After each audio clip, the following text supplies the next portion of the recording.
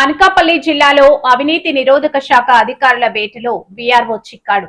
రైతు భూమి మ్యూటేషన్ కోసం 3 లక్షల రూపాయలు డిమాండ్ చేసిన వీఆర్ఓ అడ్వాన్స్ గా ₹1,50,000 తీసుకుంటూ రెడ్ హ్యాండెడ్ గా పట్టుబడ్డాడు. ఇక వివరాల్లోకి వెళ్తే అవినీతి నిరోధక శాఖ వలలో వీఆర్ఓ ₹1,50,000 లంచం తీసుకుంటూ రెడ్ హ్యాండెడ్ గా పట్టివేత. అనకాపల్లి జిల్లాలో అవినీతి నిరోధక శాఖ అధికారుల వేటలో వీఆర్ఓ చిక్కాడు. రైతు భూమి మ్యూటేషన్ కోసం 3 లక్షల రూపాయలు డిమాండ్ చేసిన వీఆర్ఓ అడ్వాన్స్ గా ₹1,50,000 తీసుకుంటూ రెడ్ హ్యాండెడ్ గా పట్టుబడ్డాడు.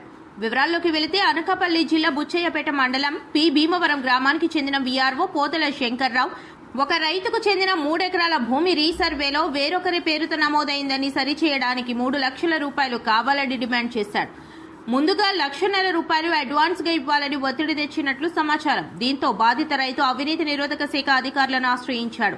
అధికారులు ప్రణాళిక ప్రకారం ఈ రోజు పి భీమవరం సచివాలయం వద్ద రైతు డబ్బులు అందజేస్తుండగా వీఆర్ఓ శంకర్రావును రెడ్ హ్యాండెడ్ గా పట్టుకున్నారు.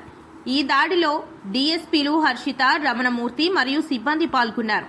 వీఆర్ఓ వద్ద నుండి ₹1,50,000 స్వాధీనం చేసుకుని కేసు నమోదు చేసినట్లు అధికారులు తెలిపారు. ఈ ఘటనతో స్థానికంగా కలకలం రేగింది. భూ సంబంధిత వ్యవహారాల్లో అవినీతిపై అధికారులు మరింత నిఘా పెంచనున్నట్లు వెల్లడించారు.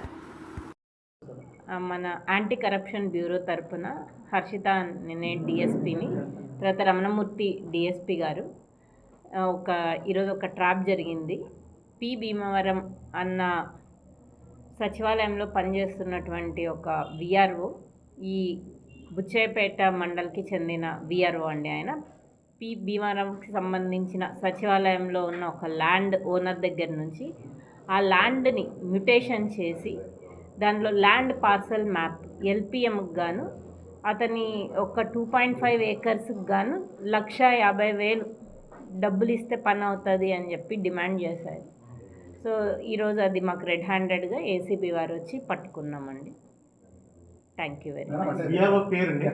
ఈ వీఆర్ఓ పేరు పోతల శంకర్రావు. ప్రజెంట్ అయితే ఆయన వీఆర్ఓ గానే 2008లో రిక్రూట్ అయ్యారు. అది కొంచెం కాన్ఫిడెన్షియల్ అండి, ఎందుకంటే కంప్లైంట్ ఇచ్చిన వాళ్ళ డీటెయిల్స్ బయటకు పెడితే వాళ్ళకి ప్రాబ్లం అవ్వచ్చు కదా ఫ్యూచర్. ఏమండి ₹1,50,000.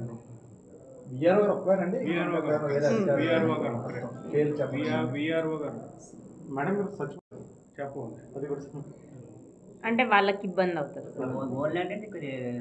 ఓన్ ల్యాండ్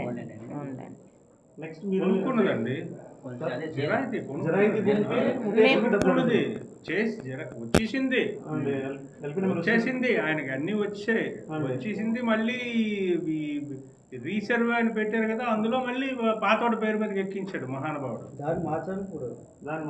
ఇదేంట్రా బాబు, నేను కొనుక్కున్నాను, నాకు వచ్చితే పాస్బుక్ కూడా వచ్చింది కదా, మళ్ళీ నాకు నాకు ఎవడైతే అమ్మాడో ఆడిదే చూపిస్తుంది ఎల్పిఎంలోనే అంటే, ఆహా అలాగా, మరి అది అలాగే జరిగిందో మరి చూద్దాం, మళ్ళీ ₹1,50,000 అంటాడు.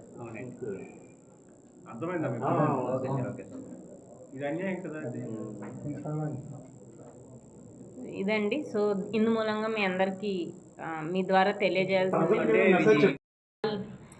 గవర్నమెంట్ సర్వెంట్స్ ఎవరైనా కానీ వాళ్ళు చేయాల్సిన పని చేయడానికి ఏదైనా అడిషనల్గా బ్రైబ్ అలా అడిగినప్పుడు 1064 అన్న టోల్ ఫ్రీ నెంబర్కి అప్రోచ్ అవ్వచ్చు, లేదా ఏసీబీ ఆఫీస్కి డైరెక్ట్గా రావచ్చు. రక్షణ కల్పిస్తాం.